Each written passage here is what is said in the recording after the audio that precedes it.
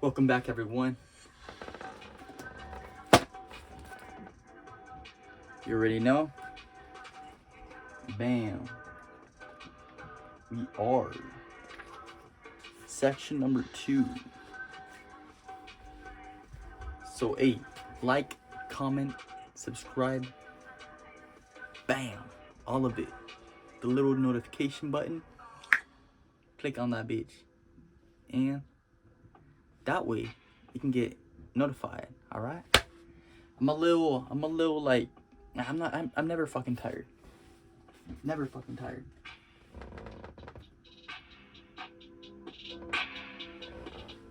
Yeah. I'm never tired. Dropping all these bombs. I'm going so fast down the road.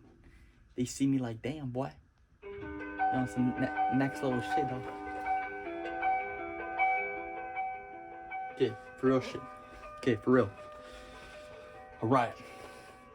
Here we have skilled success. Hope you can see me just fine. Let me see. Go.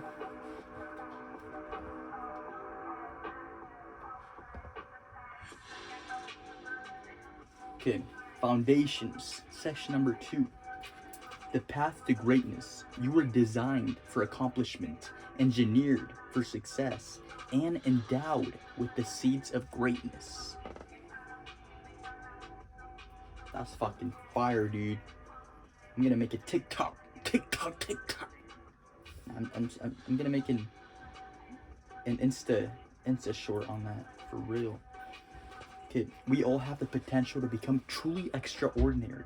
Yet, few understand that the foundations for greatness aren't laid when times are easy. Rather, those foundations are laid in the moments of tough, quit-inducing pressure. Greatness isn't shaped when it is comfortable. Rather, it's shaped when the hard moments, when a part of you feels like quitting, feels like stopping, feels like it's not worth it anymore. But your drive and passion keeps you going. It's during those moments that those seeds of greatness within you begin to form the harvest. Perra madre. Okay, I'm good, dog. Peace out, everyone. That was too good. Okay.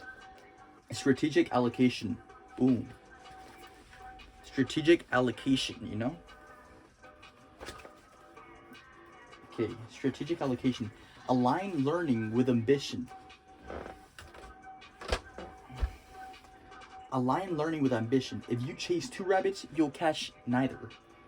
By Russian proverb. I say Russian proverb. Becoming extraordinary, as you'll learn, is a game of allocation, and the world's highest achievers become that way because they're able to more strategically allocate their time, energy, focus, and attention. And in today's day and age, let me highlight that bitch. In today's day and age, there has never been a better time for you to focus your energy, do more of what you love, and become extraordinary at what you do.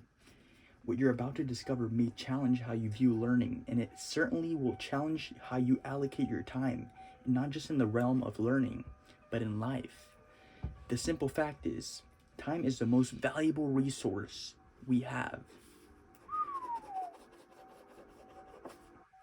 Some may argue that money or possessions are more important resources, but without time, they fail to matter. And while time is most valuable, it's not what in itself makes the difference between mastery or mediocrity. And while time is most valuable, it's not what in itself makes the difference between mastery and mediocrity. I mean, we all have the same 24 hours a day, 7 days a week, and 365 days a year. That doesn't change. But while time isn't what creates success or failure, how one utilizes it and allocates their time makes all the difference. Fuck yeah. Bro, I'm like standing, dude. I wish I had like a big ass desk right here. Put my book right here, dog. Let's see. Okay, this is a key to time management, to see the value of every moment. I'm trying to show you guys that's why. Okay, this is a key to time management, to see the value of every moment. Bam, perro. there there seems to be, okay, the title of this, it's like a subtitle, yeah. The cost of learning. This is a key to time management, to see the value of every moment. There seems to be a misconception that learning is free. I assure you it's not. Learning, like anything else, has a big cost to it. The, that cost is your time. And it's this misconception that leads to thinking such as the more skills I learn, the better, which based on the stories and patterns of the world's highest achievers just doesn't hold up as a principle we should follow for success. In fact, learning more things can actually lead to lower levels of skill or success in our lives. Damn. Which in itself isn't a problem. The challenge is figuring out which topics and skills are the best investments for our time and which are just a waste. We may save $100 by learning how to do your own plumbing, how to design your own business cards, or how to make your own pillows. But people fail to account how much of time we are investing to get that saving. Or even more so, they fail to realize how much extra progress they can make by paying someone else to do their by paying someone else to their, what the fuck, bruh. You got like a fucking tongue twisting over here. Okay, they can make by paying someone else to do their plumbing or business card design while they go and reallocate that time to developing their main area or areas of expertise. If you spend 10 hours learning the skill of car repairing to save $100, you're also taking away 10 hours that you could have invested in further mastering your craft. And this, how we allocate our time, is something the world's highest achievers tend to focus a lot more. At the end of the day, every moment you are spending learning anything other than the one or few things that you really want to master, you're taking away the valuable learning and skill development time that down the line may just make the difference between success or failure. And there's some investments we definitely should make, and others are simply a waste of our time. Which is why we must view our learning and skill development, all of it, as an investor looking to most wisely invest, in this scenario, time, for the best results. Like that shit. This may seem like a small shift, but in reality is huge. There's a clearly visible difference between how the world's highest achievers allocate their time compared to others. I might be so fucking close to the camera. Okay. This may seem like a small shift, but in reality is huge. There's a clearly visible difference between how the world's highest achievers allocate their time compared to others. I think I just fucking read that. A game of allocation. Most people have never thought through how they're going to allocate their time. You need to make a decision in advance. There seems to be another misconception that some people are just extraordinary at everything, while others suck at anything and everything they do. A misconception that you either have it all or have nothing at all. On the surface, this may seem accurate, but it's often not. Unlike James Bond in the movies, the highest achievers in the real world aren't masterful at 25 different skills. In fact, the reason they're great at some things, like their core topic or skill, is that they suck at a lot of others. Throughout their lives, they've knowingly or unknowingly reallocated a huge amount of time most spend on other things back into their core area of expertise. The idea that some people are great at everything is insane. If anyone attempted to be great at everything, they would become great at nothing. If anyone attempted to be great at everything, they would become great at nothing, because they would be too far. Fucking shit, dude. Oh my god. Because they would be far too scattered with their time to get great at anything. It's because skill, oh my fucking shit. It's because skill, first and foremost, is a game of allocation. See? Skill is a game of allocation. You can compare one kid to another and say that one has lots of skill and the other possesses no skills, but few things can be further from the truth if we really look at it accurately. They both possess skills, just like very different skills. It's because they both allocated their time very differently. One kid may have very high levels of skill at mathematics, literature, debating, and website design, but the other kid may have high levels of skill at the latest video game, social popularity, martial arts, and drug consumption. Technically speaking, they both have knowledge and they both have skills. By definition, being good at a video game or even taking drugs effectively are skills. They both have skills, but because of how society views success based on the ambitions of the majority, the first kid is considered skilled, while the other lacking skills. What has caused this difference in their skill sets is a big difference in how they've allocated time.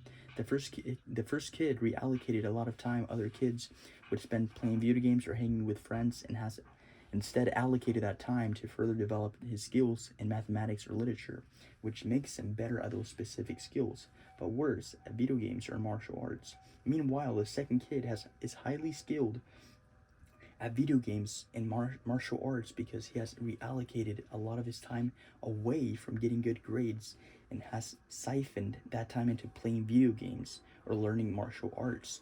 If skill is defined as the ability to do something well, by definition, they both have skill.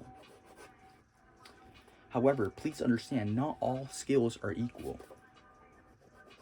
Personally, I've always been like the first kid, focused on developing skills such as mathematics because I personally believe it's a more effective path to achieve results and live a good life. And I personally don't believe video games or drug consumption are skills anybody should develop. However, when doing and sharing research, sometimes we have to put our beliefs aside to share that which is most accurate and the most effective representation of the truth. And while I would probably be the first to jump on the conclusion that the first kid is skilled, while the second is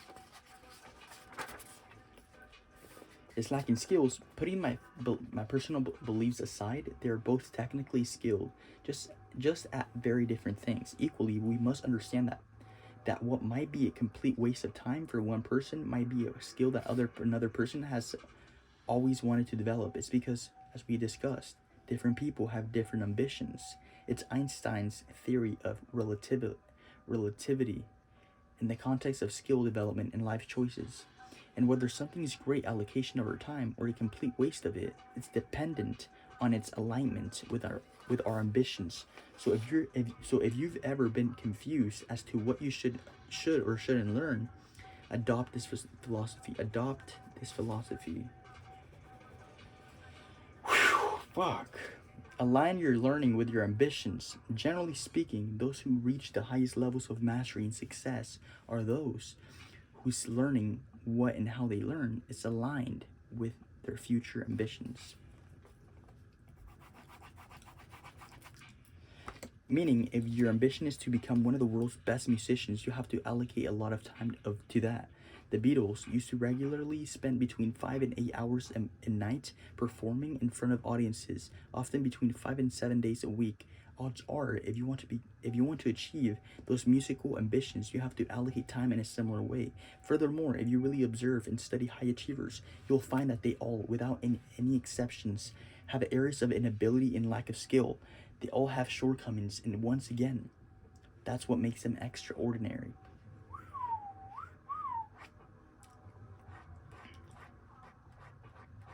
The simple fact that they've taken the entire time, energy, and attention away from certain things and redistributed it.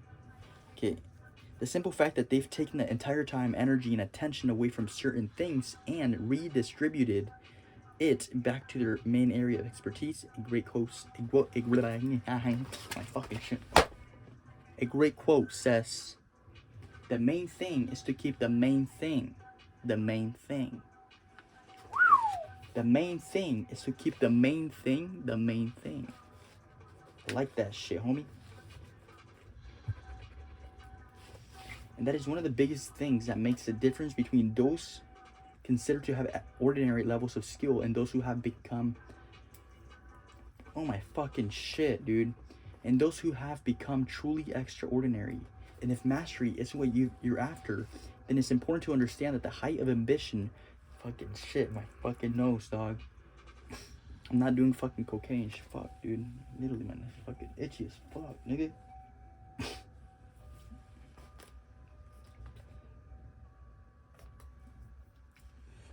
Energy and focus, and we'll talk about in the next chapter, which in turn requires sacrifice.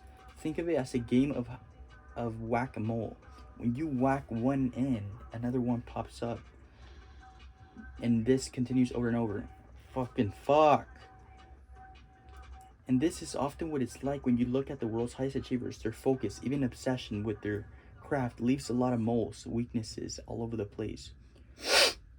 But they don't attempt to fix all those weaknesses, another big misconception, but rather continue to focus on their main thing, their strengths, and thrive as a result. Remember, you can do anything as soon as you stop attempting to do everything. You can do anything as soon as you stop attempting to do everything. Depth over width. I fear not the man who has practiced 10,000 kicks once. And I fear the man who has practiced one kick 10,000 times. Perro. By Bruce Lee. That's by Bruce Lee. Damn. Rest in peace. One of the main challenges with the education system is that they teach you what seems like 142 different topics. Okay, bro, how long is this chapter, bro? I'm like fucking... It's good. It's good. I'm just fucking... not feeling really... Nah, bro, I'm gonna fucking finish this shit. Which is totally bizarre. At first, this range is important. This range is important for self-discovery, but shouldn't be continuing anywhere near as long as it is in schools. Everybody knows that focus is a critical part of success, which really begs the question, how exactly can anyone be expected to focus on a topic and gain a level of mastery at it if they're bombarded with the requirement of learning dozens of different topics and skills? This lack of focus that leads to mediocrity, being average. The education system, as well as much of society, focus on width, an average, mediocre level of understanding across a large number of topics and skills. The problem with this is, damn, that's fucking facts right there. The education system, as well as much of society, focus on width, an average, mediocre level of understanding across a large number of topics and skills. The problem with this is you're spreading your time very thin.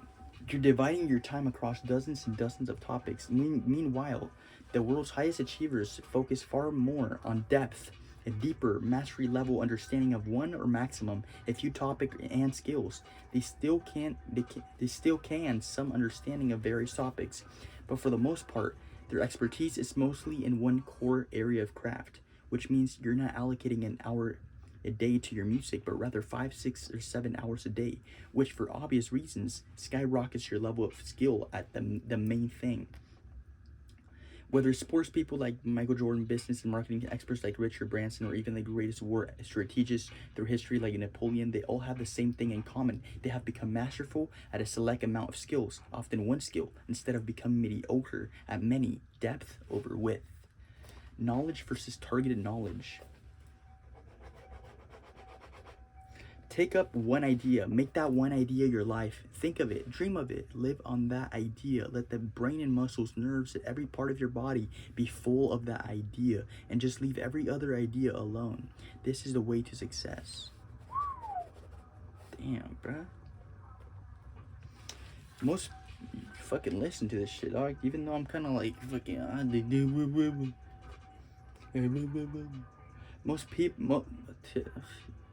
Most focus simply on acquiring as much knowledge and skills as possible, irrelevant of topic width, while the world's highest achievers focus their time on acquiring what I refer to as targeted knowledge. See? Targeted knowledge over knowledge. So, they're focused on acquiring the knowledge and skill that are directly targeted to their craft and ambitions. Core area of expertise. See? They don't learn things simply for the point of learning them, but rather they make intentional decisions about which topics and skills they really want to focus on developing. Damn, I'm gonna start doing that shit.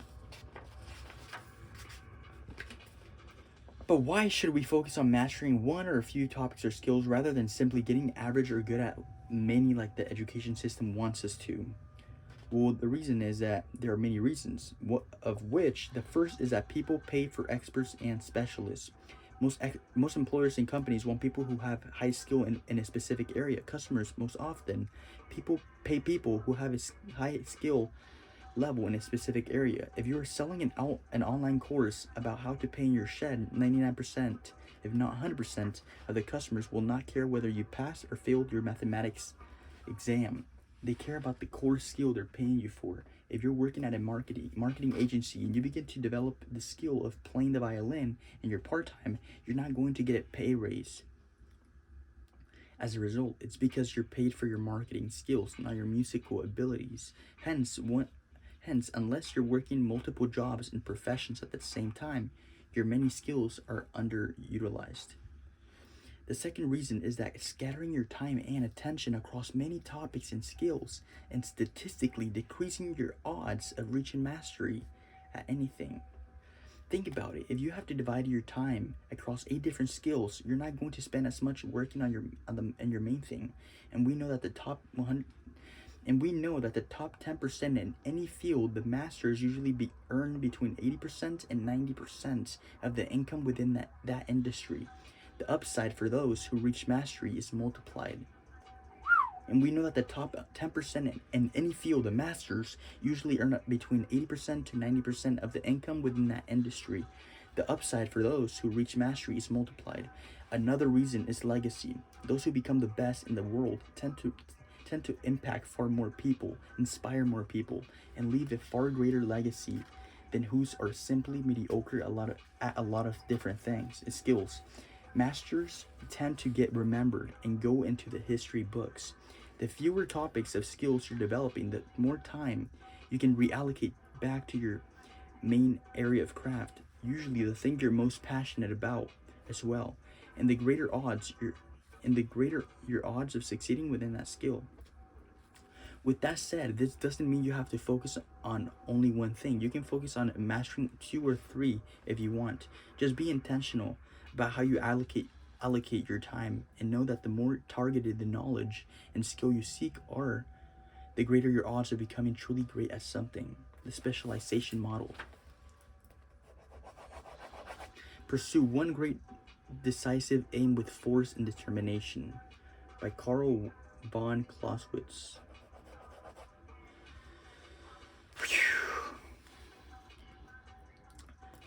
Greater connectedness. Sorry, 10 o'clock. That's what happens when you scroll on social media. Literally just 10 minutes, bro. 10 minutes can fuck up your whole time. I'm not complaining though. We know better. Greater connectedness has given us a unique opportunity that our ancestors may not have had, or if they did, it was much harder for them to seize it. This has made it easier for us to specialize. There are 2 sides to the skill of how people allocate their time when learning or developing skills. Number 1, self-sustainability. Number 2, specialization. On one side of the skill, you have self-sustainability. Some people go and learn everything they need to be fully self-sustainable. They've learned how to fix their own car.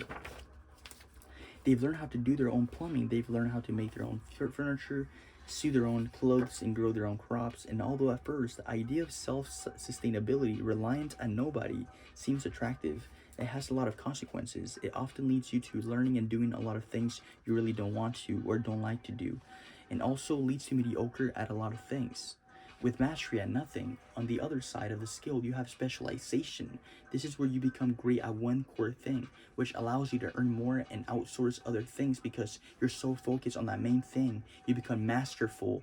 You earn radically more, and you're able to pay a plumber or mechanic. You're able to buy furniture, food, and clothes instead of making them yourself. The net result financially may even be similar, although generally those on the side of specialization will generate far more wealth, but the journey to get there is very different. This approach allows you to spend all day all day doing your main thing, which often is your passion, and use your mastery to sustain everything else in your life. On one side of the scale represents total self-sustainability. The other side, complete specialization. Most people living in first world countries today are somewhere in the middle. Others are massively on the side of self-sustainability, and others are on the side of specialization, focused on their main thing. That's me, my nigga. I've been on the side of self-sustainability, like I'm trying to fucking sustain everything, you know. I'm trying to get good at everything. Should be focused on one thing. Okay, where do you think the world's most successful, most highest achieving people are on this scale? Or even more so, where do you want to be on this scale? While both sides of the scale, including the middle, can make you happy, you'll find that who's have achieved mastery, accomplished the greatest feats, and left the greatest legacy are often on the side of specialization. Just like any great CEO will tell you, the way to grow your business fast is to focus on the highest priority tasks while beginning to pass off low dollar per hour tasks. In the same way, those who've become extraordinary tend to follow the similar philosophy in their life, specialization. And they will often begin to pass off many things in their lives with the interest of buying back time to reallocate back to their core area of expertise. They're willing to pay money to save time. It's not just save it, but rather reallocate it back to higher levels of priorities, such as mastery of their craft. Best part, today is not just doable, but increasingly easy to execute upon. A few centuries ago, it would have been much harder, partially because getting others to do the things you didn't want to do was far harder and required far more effort to finalize. And secondly, because for most topics and skills, it was harder to monetize your main thing. However, as innovation grew and more things became commoditized and widely distributed, meaning you're able to buy products and services easier, it become easier to do. In the same time, the ways in which you can monetize anything quickly and efficiently become better and more effective, as we'll talk about in the next chapter. By understanding the scale, you're able to be more intentional about how you allocate your time. Clearly, this chapter is skewed towards a specialization because this is a book about the actions of the world's highest achievers. However, it's your job to tailor this to your ambitions. Tailor your learning to your ambitions, and know that often you'll find following the specialization model at first is tough. This is because you're starting out. You're not a master generating the type of financial upside a mastery would. However, over time, it becomes far more lucrative to focus on your main thing and use that to drive everything else. Intentional imbalance.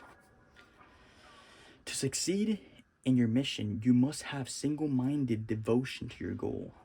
Damn. To succeed in your mission, you must have single-minded devotion to your goal. Success at anything requires a level of imbalance and sacrifice. It's a game of allocation, and you're allocating the time required to really become extraordinary at what you do. You'll find that there are many things you'll need to sacrifice. Is this recording? Damn, it is. It's near impossible to become the best in the world at anything. It's near impossible to become the best in the world at something if you're allocating most of your time every day to binge watching the latest shows. That's the type of time allocation that doesn't create success. I hope you're beginning to really understand this and starting to think about how you're allocating your time, as well as potential improvements you can make to truly become extraordinary at what you do. Remember, you can achieve anything as soon as you stop attempting to do everything. You can achieve anything as soon as you stop attempting to do everything. If you research the stories of the world's highest achievers, you'll find that they are tremendously focused on what they've chosen to allocate the majority of their time to. They don't spend themselves too thin. They focus. They're willing to sacrifice learning one thing in order to reallocate their time and become extraordinary at another. And frankly, many of the world's greatest throughout history didn't have perfect work-life balance because of their fierce obsession with their craft. It's a choice. The key is to really reverse engineer what you want. How good do you want to get? What are you willing to sacrifice? What's important to you? What do you want? What will really fulfill you at the highest levels?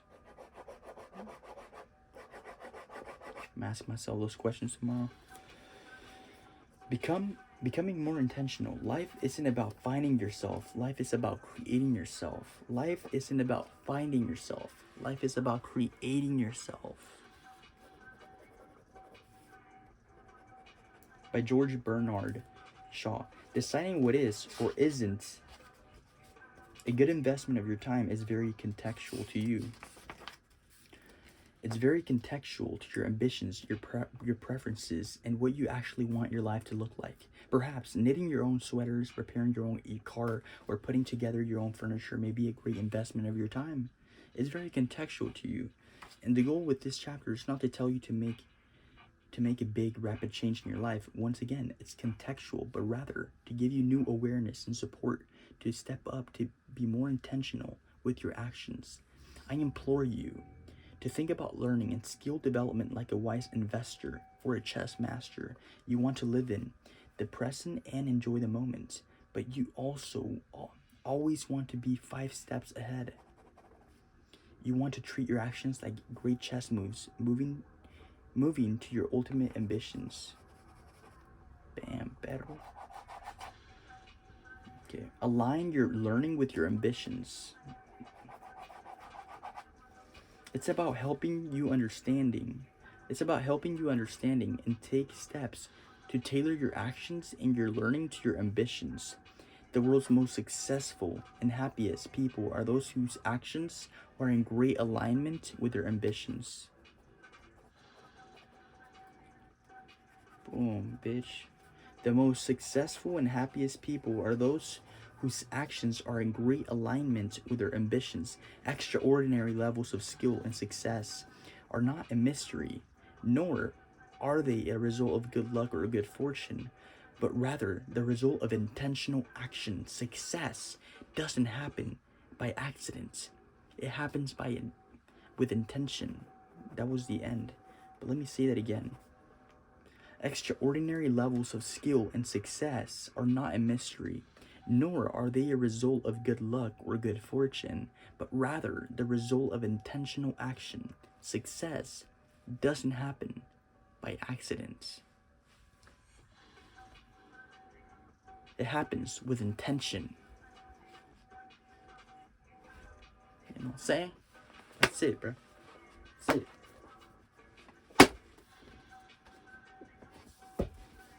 Thank you so much for watching. I'm about to read some more before I go to sleep and make another video about my overall day, how it went, my new habits challenge. So I'll see you on the next one. I love you. I love you. Subscribe, like, comment. You know what to do. Wake the fuck up.